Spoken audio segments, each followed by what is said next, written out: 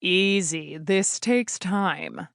Anna laughed at Treg's words. If she were anywhere else other than on her back, looking up at the treetops, she may have thought Treg's comment was genuine. But she and Treg had done this for a few years already, in the wilderness on the outskirts of Sector 5.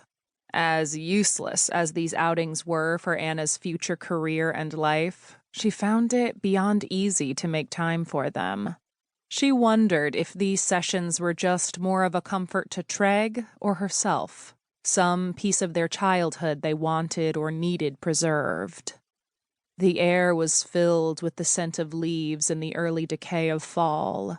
The wind whistled through the foliage overhead, and Anna wished the gusts of air would take with them some of the worry she had about her future. If it wasn't for the soreness in her belly and her thoughts about her future right then, the scenery would have been pretty peaceful. Treg stood over Anna, his hand outstretched. Their practice area was a large group of trees in the wilderness area at the outskirts of Sector 5. Back on her feet, Anna glanced around and attempted to see which direction the border was. It seemed so easy in the sector, but the woods were thick enough that it was anyone's guess where the border really was. Treg cleared his throat, and Anna looked back toward him and eyed their weapons. Glad we can still do this. Can't tell you how dull worker training was. Soon I'll be working in some plant and making babies till I'm dead. We'll both be working and raising families. Treg smirked and shook his head as if their talk about parental lifestyles came from someone else nearby, not either of them. He looked off in thought. You think we'll still see each other? Of course, dummy, we'll still be in the same sector. It'll be kinda hard to miss you for long. That's not what I meant, Treg muttered. Anna swallowed the lump in her throat. Their eyes met again. Anna shrugged. I don't know. I hope so. It was happening so fast, and for them, things were set. Their lives of work and family waited for them in the close distance, delivered to them like a serving of food. But what about those in Lebabolis like the deviants, who weren't taken care of the same way? Varick's comment about helping the deviants had Anna thinking about what made some people unworthy and others treated like family members. Didn't everyone deserve help? Wasn't there a better way, where people weren't just parts that were remolded if they didn't fit? Maybe the word about the Outlands wasn't the truth?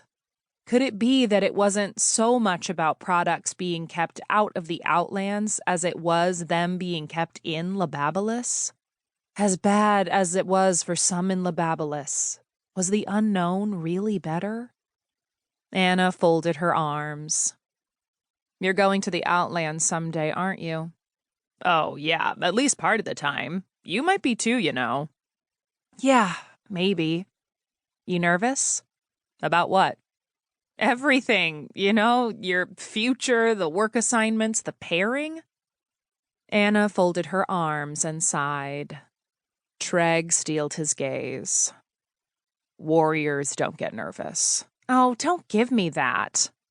Treg's eyes narrowed a bit, and Anna followed suit.